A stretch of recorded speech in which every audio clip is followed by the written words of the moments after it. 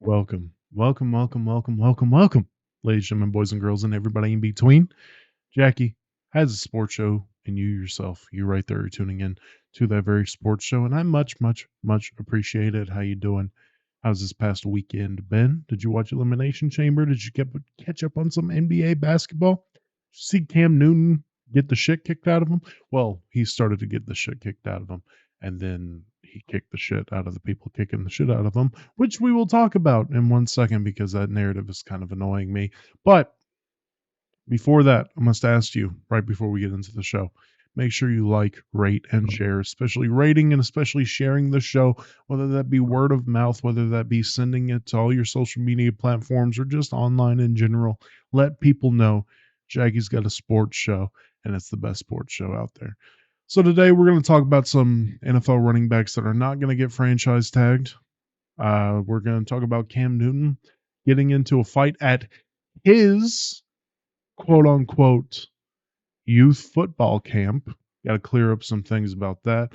O'Shea Jackson Jr., best known for his role as playing his dad in Straight Outta Compton, commented on some AEW stuff, which got a lot of AEW fans riled up. We're going to talk about that. We're going to talk about what happened in Elimination Chamber, and then we'll give you some NBA updates on what I was expecting post All-Star break. Well, just really on one team. So let's start with that.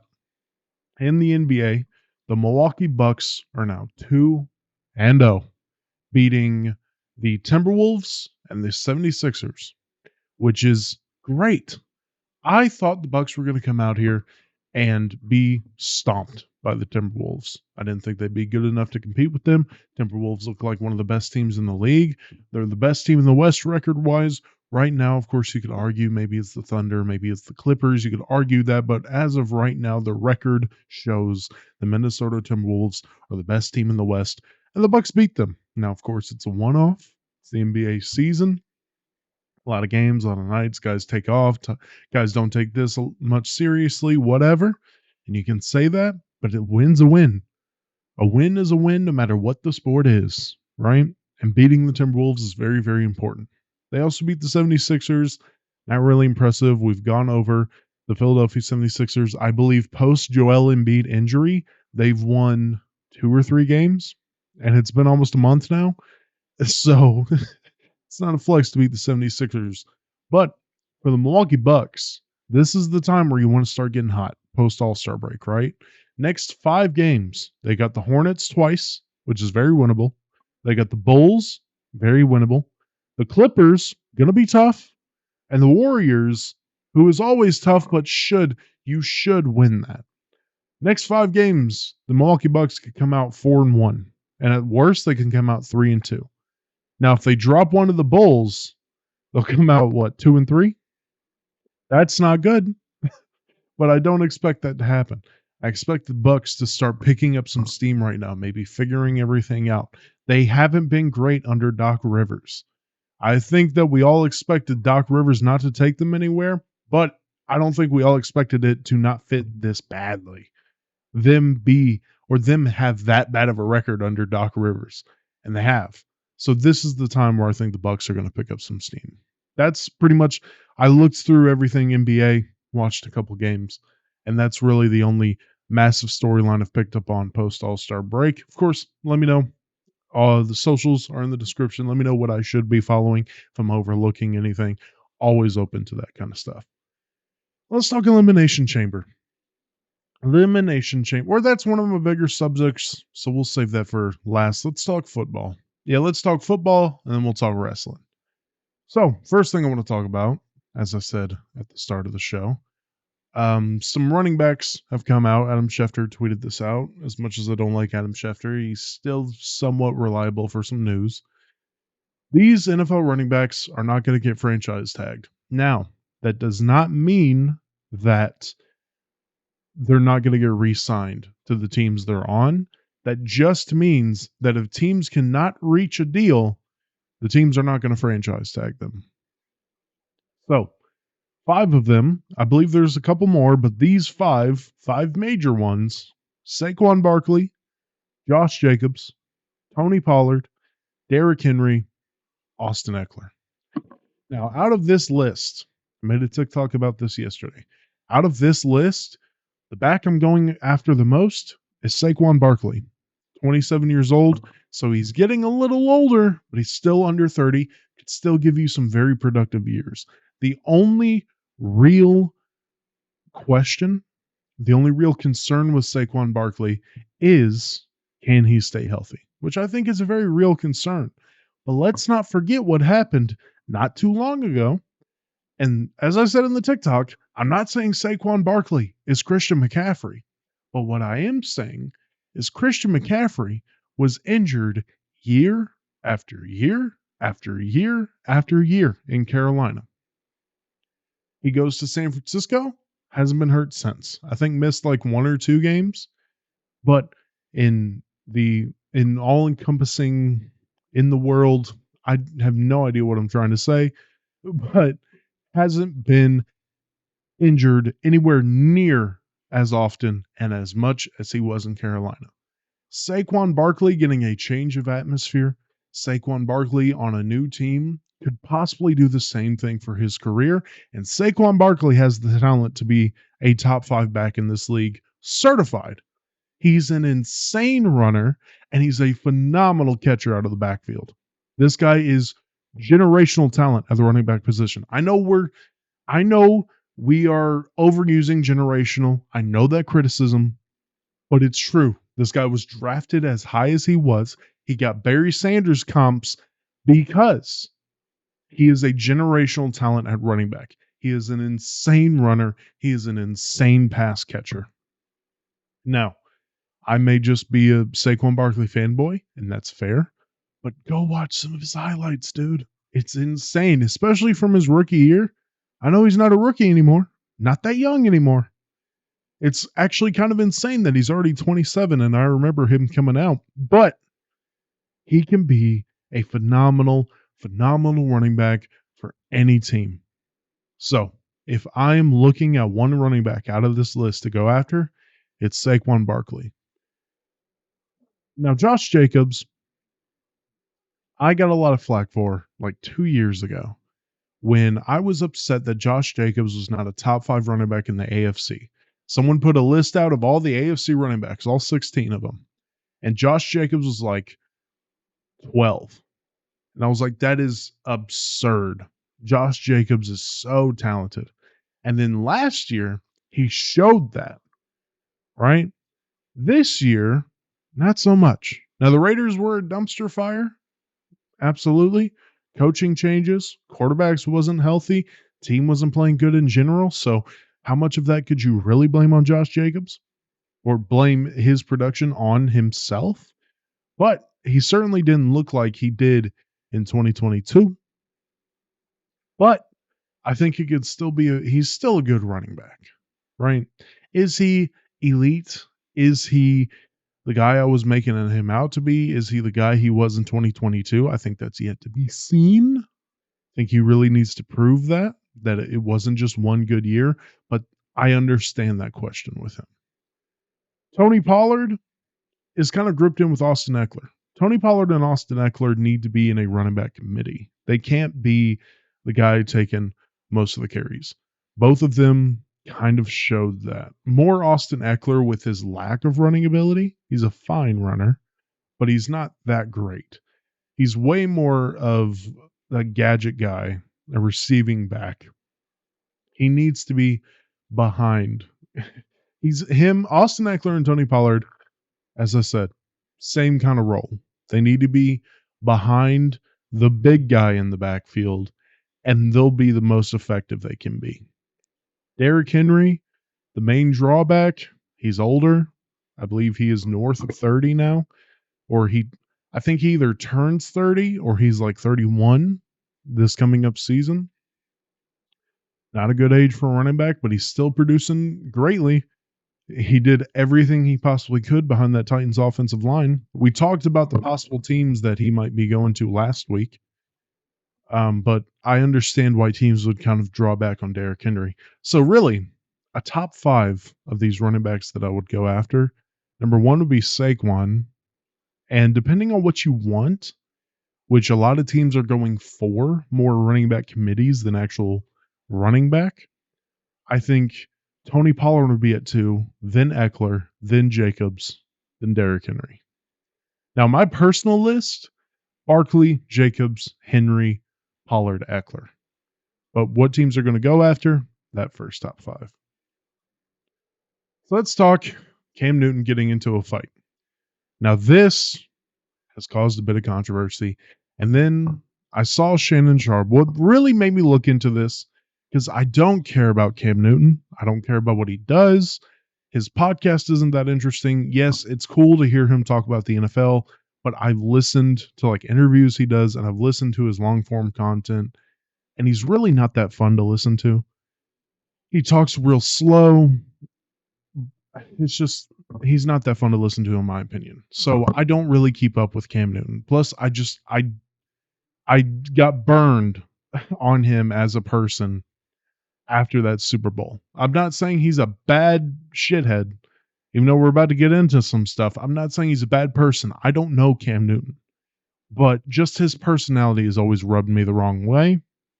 And then his podcast and everything, I just can't get into him.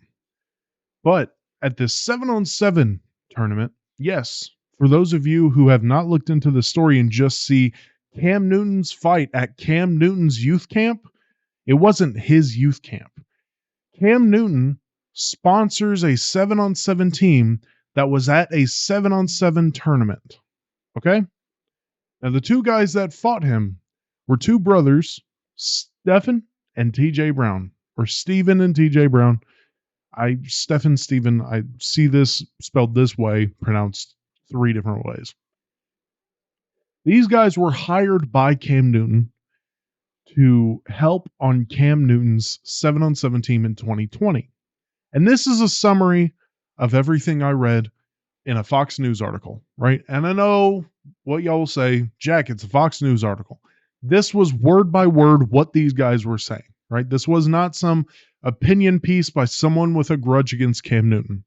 This was the entire story by these 2 guys.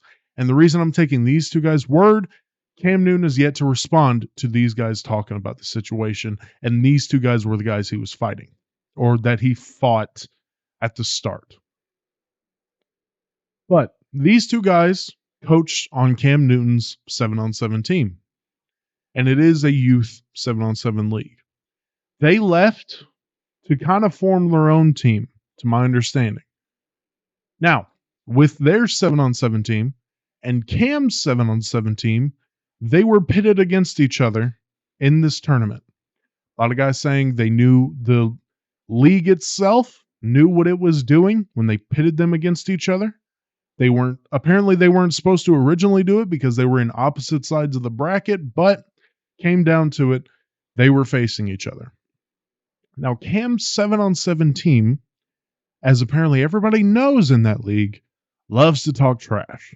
Loves to talk trash, talks trash all game, and Cam Newton does as well. Cam Newton will talk trash to players. Cam Newton will talk trash to coaches. And apparently this was going on all weekend. And the Sunday in which this went down, and apparently one of these times, TJ was in the parking lot walking to the field, and Cam Newton hopped out of his car wanting to bet on their game. And TJ wasn't going for it, and Cam started flexing his money to TJ, saying, we can bet how much you want. I'm never going to run out of money, right? Now, again, this is TJ Brown and Stephen Brown's words. Cam Newton, when TJ and Stephen were playing a game, Cam Newton, in a game that he was not involved in because they were not playing, Cam Newton's team was standing on the stairs that you saw him standing on and started shouting at them, "You're stealing my plays. You're running that play. I'm your daddy. I'm y'all's daddy. Y'all are stealing." Just barking at them from the top of those stairs. And it was either Steven or TJ, the little brother of one of them, walked up to him and started telling him to chill out, apparently. Aggressively telling him to chill out, but telling him to chill out. So Cam grabbed him, And you can see this in the video. Cam Newton was holding this dude by his coat before the guy came and sucker punched him. But again, these guys are brothers. So one of the brothers gets in a fight, the other brother's coming. So I believe it was TJ first. So Cam has TJ by the coat, talking shit after talking shit all weekend. After starting shit all weekend, Cam has TJ by the jacket. Steven comes, sucker punches him. That's what starts the brawl.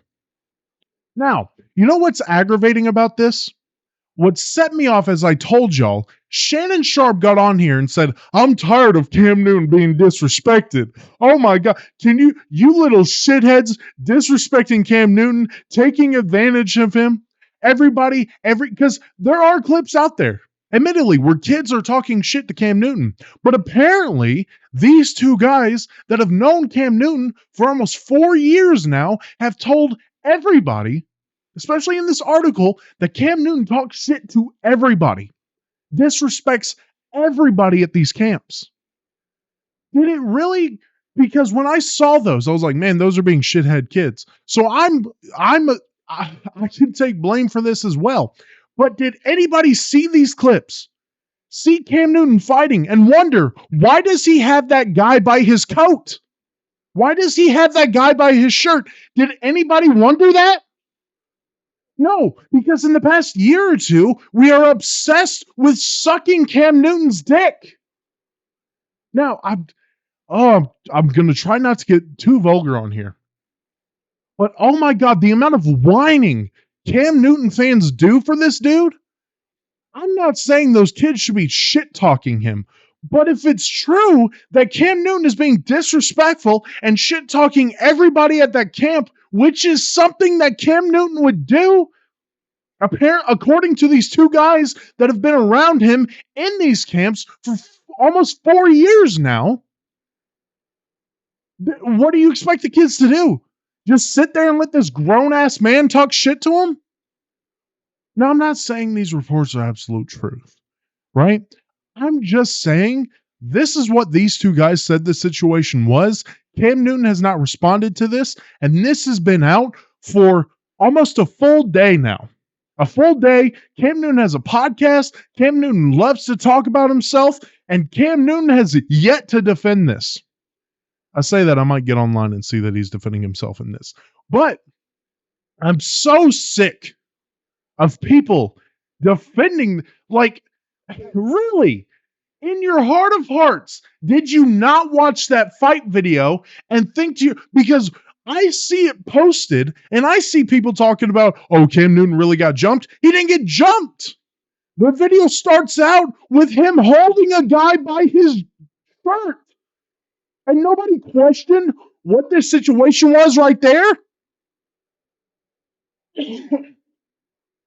Because if you did, and that's what aggravates me even more. This statement by the two guys that were in the fight with him, that got into the fight with, this statement was out before Shannon Sharp and Emmanuel Acho and all these guys started talking about how disrespected Cam is when he goes to camps. This was out. Like, oh my God, I get it. He was an overrated as shit quarterback, but he was a good quarterback. He's been right on a couple takes, and some people have gone too wild. But honestly, people that have gone wild on him now, I don't care anymore because of his behavior and shit like this. You're a grown-ass man talking shit and shouting at a 7-on-7 team? A 7-on-7 tournament, and you're harassing an entire 7-on-7 team that has children on it. I'm so tired of this narrative that Cam Newton needs to be apologized to, that everybody hates Cam Newton. Oh my God, what are we going to do? You need to apologize to Cam Newton. No, the fuck you don't. And let me get that out of the way, right? As I'm on this Cam Newton thing, I got told by this content creator, hey, Cam Newton deserves an apology for what he said about Brock Purdy because he was right and all these people were disrespecting him. Cam Newton does not deserve special treatment just because he was a football player. Let me tell all of y'all, if you are wanting to be a content creator, no matter how big, no matter how small you are going to be disrespected if you speak a take that someone doesn't agree with. Not even if it's not a popular one. If someone disagrees with you, they will disrespect you. You know how many times I've been called fat?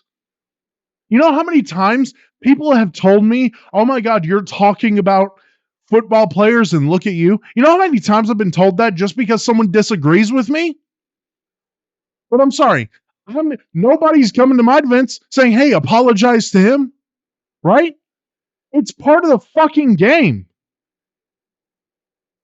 But Cam Newton deserves an apology. Why? Because he was a former quarterback? Are you kidding me? Should that chick gone on ESPN and said all those things? No, I think it's stupid. I think it's ridiculous. I think it's childish.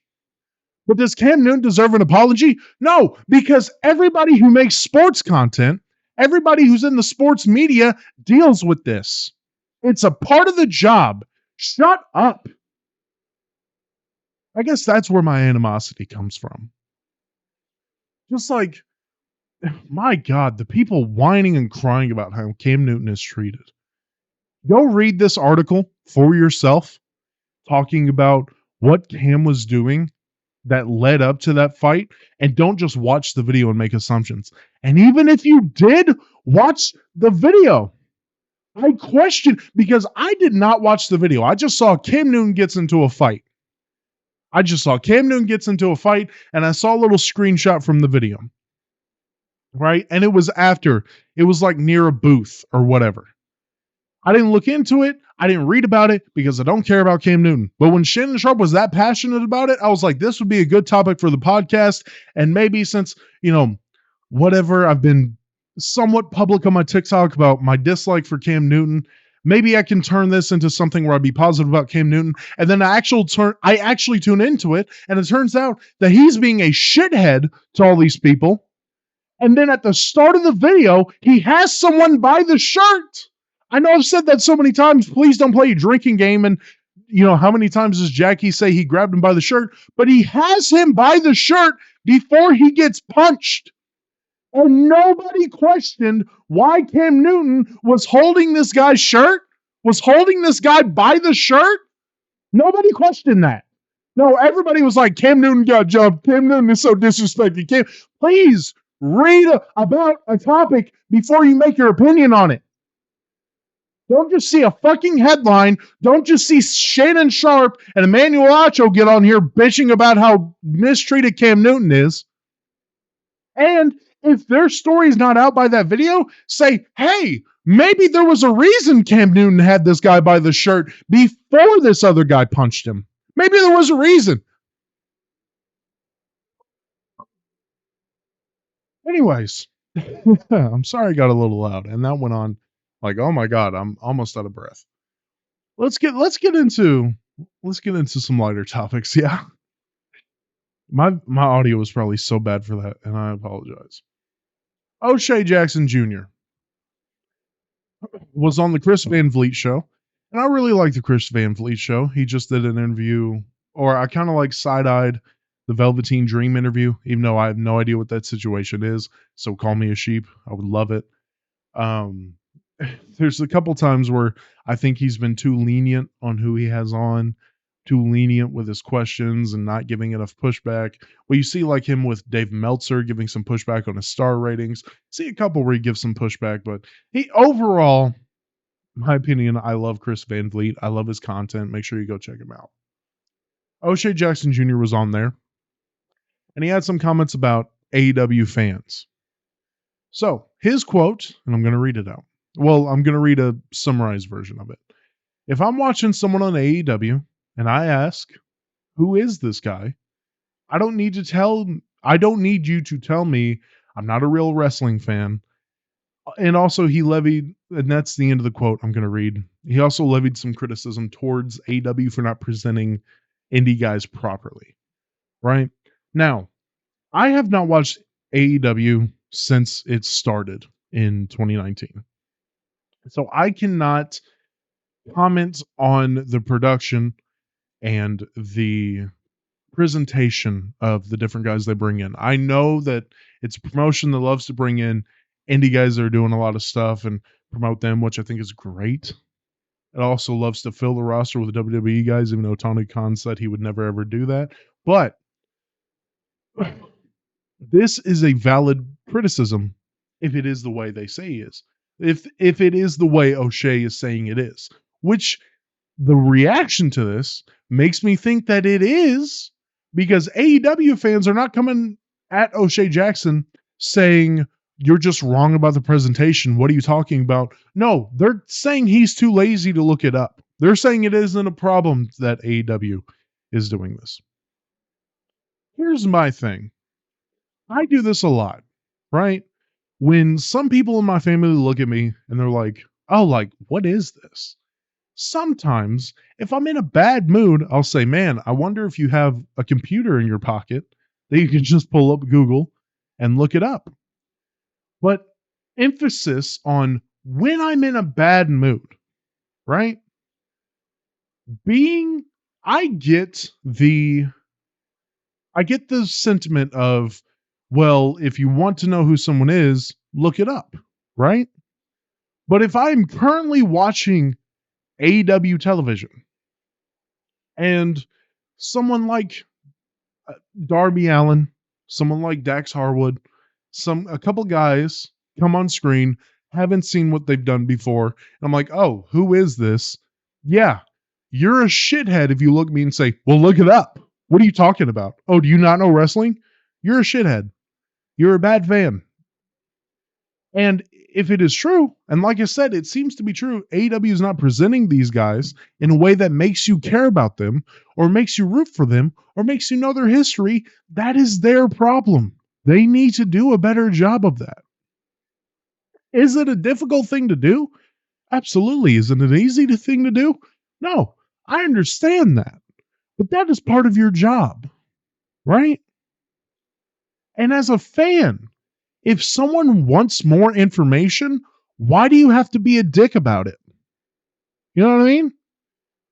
Like, it's not that hard just to say, oh, yeah, this guy had some great matches with, say, like Will Ospreay, or Matt Cardona did some work with him in the end. Like, I know I'm naming big guys. I'm not a big indie guy. But just don't be a shithead about it. So, like, yeah, did some work in New Japan. Yeah, did some work over here. Did some work over here. Oh, he was actually in WWE for a hot second. You know what I mean? It's not that hard. It's not that hard to be a kind wrestling fan. It really isn't. I will come out here and say, I watch WWE 100%. I don't watch any other wrestling program. I don't. I'm not that in love with wrestling. But so when someone comes on to WWE, like Braun Breaker is about to break out, and everybody's telling me Braun Breaker is going to be the next big star. So I've asked some of the wrestling guys I know, hey, what should I know about Braun Breaker? And they haven't been dicks about it. They haven't been dicks about it. So can we just chill out? Can we just chill out and can we be inclusive? Now, that's all the time I have for today. I would go over Elimination Chamber, but I don't really want to. Quick overview. New Catch Republic and Judgment Day was match of the night. I love everything that Pete Dunne and Tyler Bate are doing. They're my favorite tag team in the business right now, to my wrestling knowledge, and probably even if my wrestling knowledge stretched pretty far, New Catch Republic would probably be my favorite tag team in the business right now. Lynch won the women's Elimination Chamber. It was fine. Tiffany Stratton did her thing. Liv Morgan did her thing. Bianca Belair did her thing. Raquel Rodriguez, who I apologize for not knowing her first name, not remembering her first name last week. They all did their thing. I think it was better. Well, I can't really say that because with the men's Elimination Chamber, as y'all know, it came on at like 4 a.m. my time. 3, 4 a.m. my time. So I got off of work early because I work overnights. And I fell asleep when Bobby Lashley was making his entrance. And I woke up as Logan Paul was being eliminated. So the thing I can really comment on with the men's Elimination Chamber, Drew McIntyre winning was the obvious one, but I think he should have won. And I think he should go on to beat Seth Rollins at WrestleMania. Logan Paul getting up and the referee's kind of stooging around and just letting Logan Paul go in and punch Randy Orton. I feel like that's kind of lame. Like everybody was talking about, oh, it's an interesting, I've never seen that. It's an interesting ending and it's setting up this. Sure, but it annoys me. It annoys me it ended like that. The Grayson Waller effect, I believe that show's called. I gave my opinion on talk shows in wrestling. I don't care for them, and this was an absolute waste of time. It was Cody Rhodes challenging Rock to a fight, which we all knew what was going to happen. Seth Rollins for like the 7th time in 2 weeks telling Cody Rhodes that he's on his side, and then Seth Rollins saying, "Oh yeah, I'm going to be healthy at WrestleMania." That was it. 2 of those we already knew, and Seth Rollins being healthy for WrestleMania, we pretty much already knew because they were booking the WrestleMania as if Seth Rollins was going to be fully healthy. Ray retains. Ray Ripley retained. It was fine. It was a fine match. A lot of people love the work Nia Jax is doing. I don't. And it may be, and y'all can get on to me for this if you want.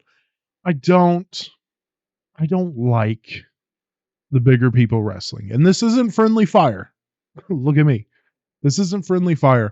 I'm not just talking about like bigger women like Nia Jax or bigger men like Rikishi, right? I'm even talking about the Omases and the Great Khali's. I don't like the way they wrestle. I don't like the no selling, the oh my god, how can they I hate it. I don't like it. I like to see good wrestling. And to me, Nia Jax I think she was either kicked in the face or she was punched in the face. And for those of you watching the video, I'll explain it on the audio, but she just did this. Just stood up. For those of you just listening to audio, just dropped her head and stood there. And I was like, really? Really? Again, it might just be me. I think it's just me because everybody seems to love what Nia Jax is doing. A lot of people seem to love what Omos is. But I don't like that kind of wrestling. But that's just my personal opinion. Let me know what y'all think about it. Tweet at me at JJ615. Tweet the show's Twitter at Jackie's Show. Follow me on TikTok at JackieBoySports. Try to post 4, 5, 6 times a day, however many times I'm feeling like it that day, but try to post at least 3 or 4. Email me, oldjackieboy1021 at gmail.com. That is OLEJackieBoy1021 at gmail.com. If you need help spelling anything, it is in the description. Also, Red Light Homies came out yesterday. Go check that out. We talked hobbies. Go follow that. Of course, follow the show. And as always, make sure you like, rate, and share, especially rating, especially sharing. I love y'all. I will see y'all on Friday. Y'all take care.